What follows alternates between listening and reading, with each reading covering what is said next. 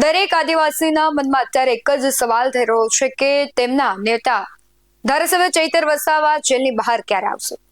કારણ કે તેમના પર જે વનકર્મી પર હુમલા કરવાના કેસમાં તેમને જે સજા થઈ છે તેના સહઆરોપીઓ અને તેમના પત્ની એક બાદ એક જામીન અરજી તેમની છે તેના પર સુનાવણી થાય છે અને તે બહાર આવે છે। પરંતુ ચૈતર વસાવાની મુશ્કેલી કેમ સતત વધી રહી છે, કેમ તારીખ પર તારીખ પડી રહી છે। આજે સુનાવણી થઈ હતી, આગામી દિવસોમાં ચૈતર વસાવા બહાર આવશે કે તેમની મુશ્કેલી વધશે, તેના વિશે જ વાત કરવી છે। નમસ્કાર, ગુજરાત BS9 TV ન્યૂઝમાં આપની સાથે હું છું ભગવતી વિશાવડિયા। વનકર્મી પર હુમલો અને હવામાં ફાયરિંગના કેસમાં ધારાસભ્ય ચૈતર વસાવાની હાઈકોર્ટમાં દાખલ જે જામીન અરજી છે તેના પર આજે ફરી સુનાવણી મુલતવી રાખવામાં આવી છે। આજે 11 વાગ્યાથી 2 વાગ્યા સુધી સુનાવણીઓ થઈ હતી। ચૈતર વસાવાના જે વકીલ છે તેમણે દલીલો કરી હતી, નાની સ્પષ્ટતાઓ કરી હતી। આપણે પણ ખબર છે કે ચૈતર વસાવા છે તેમણે જ કહ્યું હતું કે સૌથી પહેલા તેમના જે સહઆરોપીઓ છે તેમને બહાર લાવવામાં આવે એટલે તેમના માટે જામીન અરજી મૂકવામાં આવી હતી। એ બધાના જામીન મંજૂર થયા એટલે બધા જ બહાર આવ્યા। સૌથી પહેલા સંકુતલાબેન જે પોતાના બાળક સાથે જેલમાં ગયા હતા તેમને બહાર લાવવામાં આવ્યા। ત્યારબાદ ચૈતર વસાવાના પત્ની અને સહઆરોપીઓ બીજા હતા એમને હજુ પણ 2 આરોપીઓ તેમના અને ખાસ કરીને ચૈતર વસાવા છે એ જેલમાં છે, તેમની જામીન અરજી મૂકવામાં આવી છે। હવે આના પર સુનાવણી થશે। જો સુનાવણી દરમિયાન કંઈ એવું શંકાસ્પદ લાગશે તો ચૈતર વસાવાની મુશ્કેલી વધી શકે છે। પરંતુ સૌથી મોટો એ સવાલ છે કે તારીખ પર તારીખ પડી રહી છે।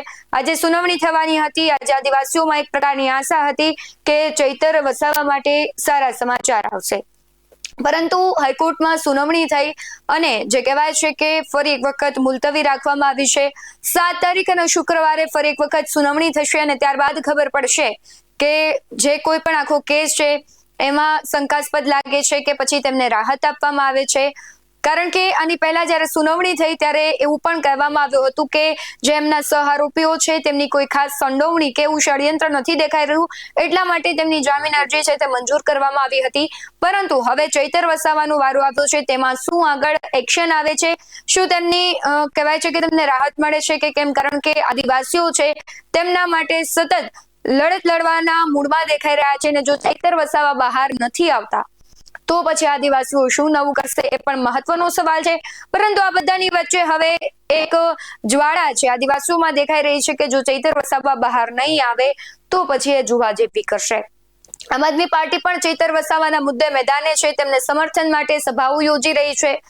હવે આગામી દિવસોમાં જોવાનું રહેશે કે ચૈતર વસાવાની મુશ્કેલી વધે છે કે કેમ, કારણ કે દિવસે ને દિવસે જ્યારે સુનાવણી થવાની હોય ત્યારે મુલતવી રાખવામાં આવે છે, કોઈ કારણોસર તે સ્થગિત કરી દેવામાં આવે છે કે પછી એ કહેવાય છે કે દિવસે ને દિવસે આખી પ્રક્રિયા લંબાવવામાં આવે છે। આ એક ન્યાયિક પ્રક્રિયા છે એટલા માટે આમાં વાર લાગતી હોય છે।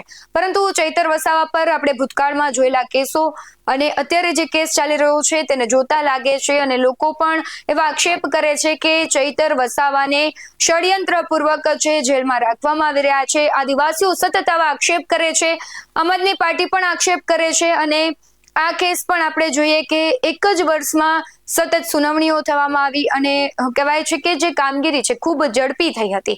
બાકી આપણે જોવું છે કે ઘણા બધા એ મોટી પાર્ટીના નેતાઓ છે કે તેમની ઉપર ખૂબ મોટા કેસો છે, તેમ છતાં ઇન્ડરતાથી અત્યારે બહાર રખડે છે, ઘૂમે છે, કામ કરે છે અને જ્યારે વિપક્ષના કોઈ નેતા હોય એમની નાની એવી સંડોવણી સામે આવે તો તેમને જેલમાં નાખવામાં આવતા હોય છે અને સતત એવા ભારતીય જનતા પાર્ટી પર આક્ષેપ લાગે છે કે ચૈતર વસાવાનું વધતું વર્ચસ્વ છે તેને ડામવા માટે તેને વધુ જેલમાં રાખવામાં આવી રહ્યા છે।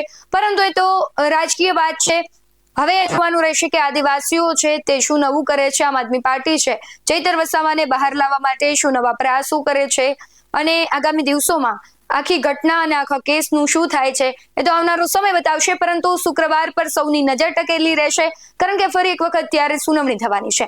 તમારું શું માનવું છે કમેન્ટમાં જરૂરથી જણાવજો। બાકી આવા જ વધુ અહેવાલો સાથે ફરી મળતા રહીશું। તમે અમારી YouTube ચેનલને સબસ્ક્રાઇબ કરવાનું અને Facebook અને Instagram પર ફોલો કરવાનું ભૂલશો નહીં। બાકી અવનવી અપડેટ્સ મેળવવા માટે આપ જોતા રહો BS9 TV ન્યૂઝ। નમસ્કાર।